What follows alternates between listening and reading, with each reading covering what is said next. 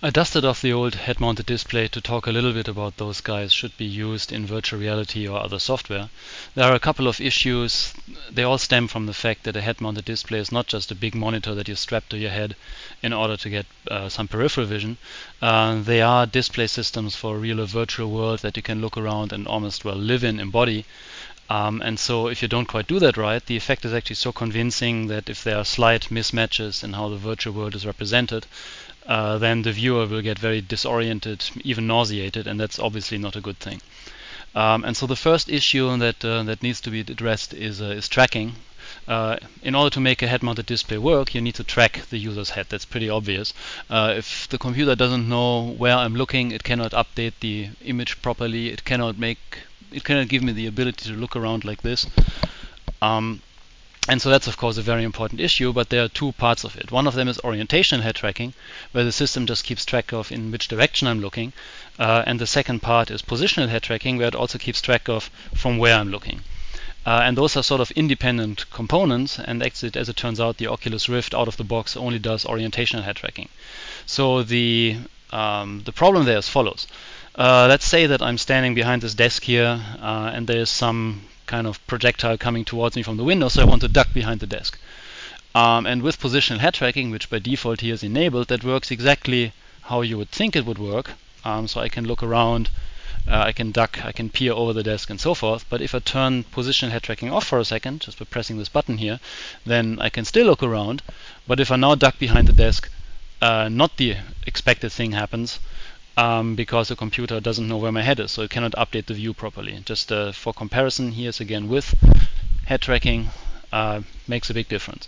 So this was a very coarse thing that maybe in a game you would want to have a specific button to duck, so you wouldn't think you would run into this issue. But there are many more subtle things where this does come into play, specifically that we tend to move our heads around quite a bit, actually somewhat subconsciously, and if the world doesn't react appropriately, like here changing a little bit the point of view onto the floor, then it just seems to be, it appears very fake, and it's not very nice. But that's more or less about that.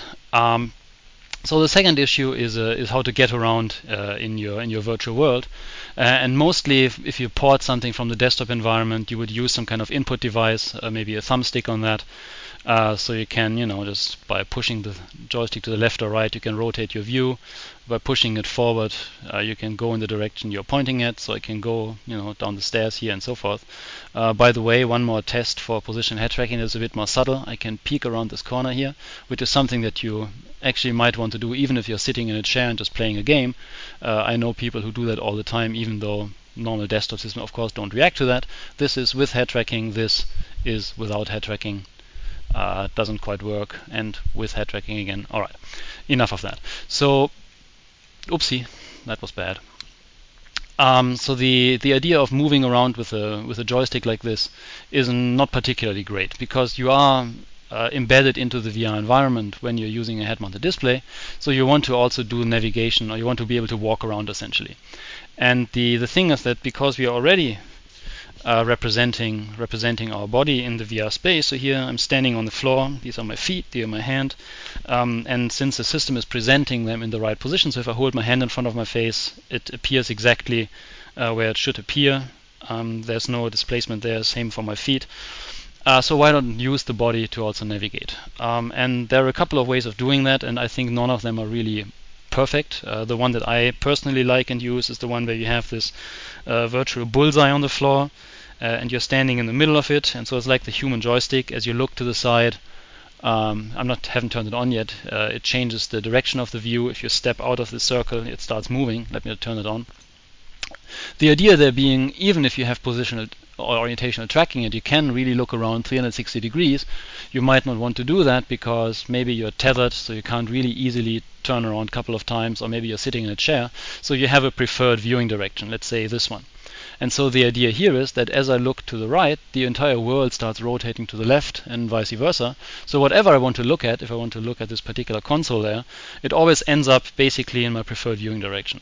And then if I want to walk towards it, I can just make a little step forward, take a step backward, and then I can type on the console. I find it always amazing how detailed these objects are in this particular environment here. You almost want to type on that. So then I can just, by looking around, really walk through the environment. Again, this is not the perfect thing. This is not the best way of doing it. This is just the one that I happen to like. The ideal way would probably involve some kind of moving floor, some kind of, there's another keyboard, some kind of omnidirectional treadmill which really tracks your real walking motion and then translates those walking motions into navigation. But I don't have one of those. The third issue is well, aiming. We're talking about games here after all. So the idea being that normally when you port a game from the desktop system, you would probably have some kind of HUD here right on the display, like some kind of crosshairs. And then you would just aim by looking at things. Essentially, you pretend that this here is kind of like a gun or something. Is always fixed to your view and moving around, but that's not really, again, you don't really want to do that. You have your body in the virtual realm, you want to be able to use it. So the idea here is that we do the same basic approach. We just map my trusty old Ashpot, the Aperture Science handheld portal device. Never leave home without it. This one here, I left that out in the rain, got a bit scuffed up, but just ignore that. So the idea is that it is mapped to this tracked input device that I'm holding. You can see how I am virtually holding it right at the handle here. I can take it into my left hand if I want to. I can take it into my right hand because it's linked to the physical proxy that I'm holding here, this physical input device. So as I'm looking at it in the virtual world, the physical input device pretty much gets replaced with the virtual, in this case, portal gun, which actually is quite a bit bigger than you'd think initially. So then I can just aim by really aiming. Can put a portal there, can put another one over there. And then, do the thing. So the idea here is really that you aim as if the thing that you're holding were a real thing. Let me put maybe one there. Oh, hi, there I am. Hello. And there I am. So meaning that if I look at myself through the portal here, you can see that this thing is mapped exactly attached to my hand. I can pretend that I'm grabbing it with both hands, which of course is pretense because I don't have a physical prop, but that really doesn't matter that much. Let me put another portal maybe over there. Whoops, I didn't really mean to do that, but it doesn't matter. So that I think is how it should be done and how people expect that it would be done. But of course for that you also need not just a positional and orientation and head tracking, but you also need positional and orientation or tracking of at least one input device. But if you put all those things together, I think then you have a really good, really intuitive, really fun embedding of the virtual space, of your real body into the virtual space. And I think that's when you can really call it, whoopsie, fell through the floor. That's when you can really call it a virtual reality environment and a properly mapped head-mounted display. Where am I? Oh, can go through here. Oh, by the way, those numbers up there on the horizon, that's a compass. This navigation tool wasn't really implemented for this particular use, so it has a compass built in, so you know where you're looking. That's not really, that's really quite incidental right now. So that's what I was going to mention. The importance of positional head tracking in addition to orientational head tracking. I believe that one of the first aftermarket modifications, so to speak, for the Rift should be a positional head tracker. How to do that in detail is, there are many different options. The second is you need to think about proper locomotion. How do you get around in the most intuitive and natural way? And you need to think about proper embedding of the player's body. And I'm not really recommending that everybody should be using Kinects for that like I'm doing here. That's just because I had, that's what I do.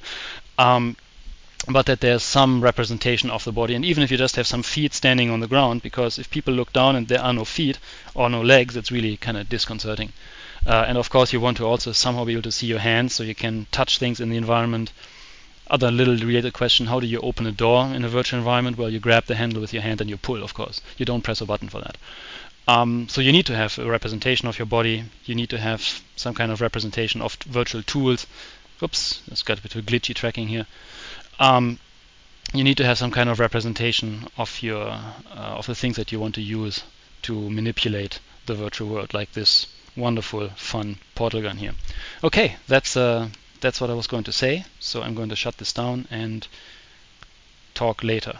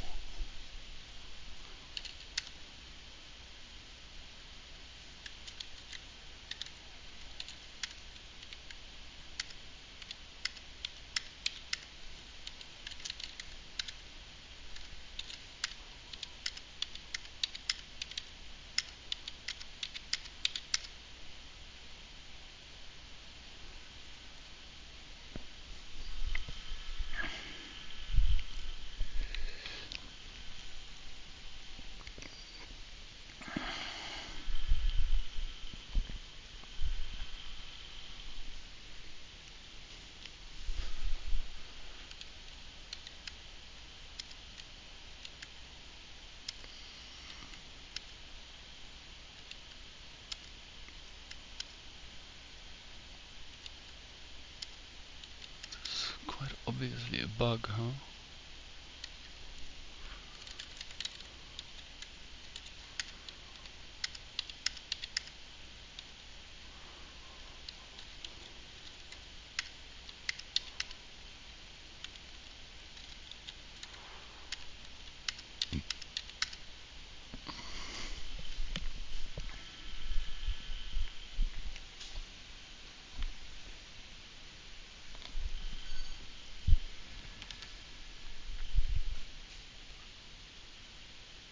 Man, how lame is that, huh?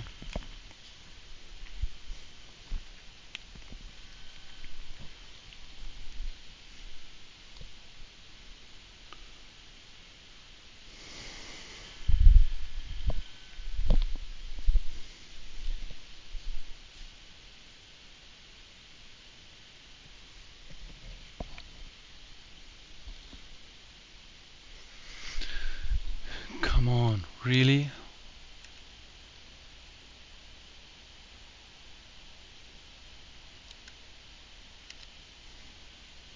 Son of a bitch.